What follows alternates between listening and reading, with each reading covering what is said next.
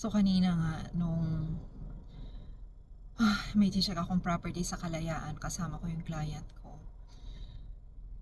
Ay, naano pa ako, nasha-shock pa ako.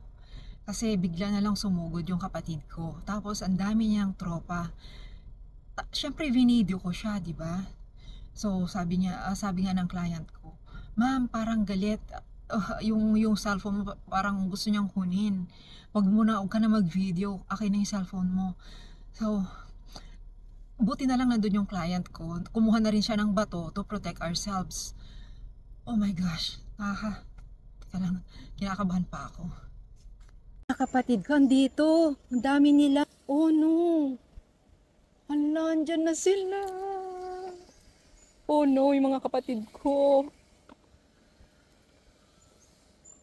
Hala, ang dami nila. Ang dami nila.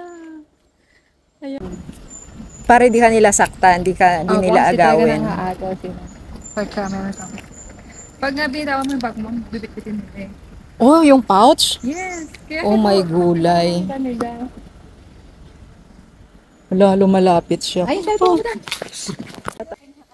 Hala, saan sila pupunta? Pupunta sila sa bahay natin. Oh no. Oh no. Dito sa kabila.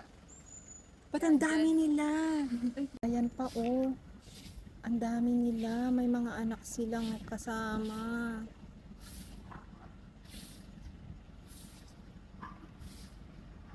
Isama ba yung sa bebang ko?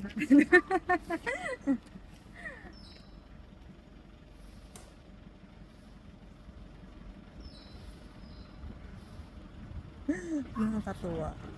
Ang dami nila, galing sila doon sa kabila.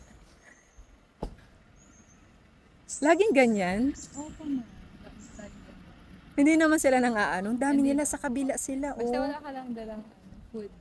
Ha? Basta wala ka dalang. Yan may anak oh.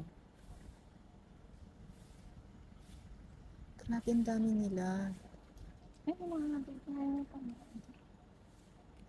Ang pag-blow. Hindi ba sila mga ano? Hindi naman po. May mga anak pa sila oh. Grabe, first time kong makakita ng ganito pa karaming mga ano, unggoy. Ang dami nila. Ano yan?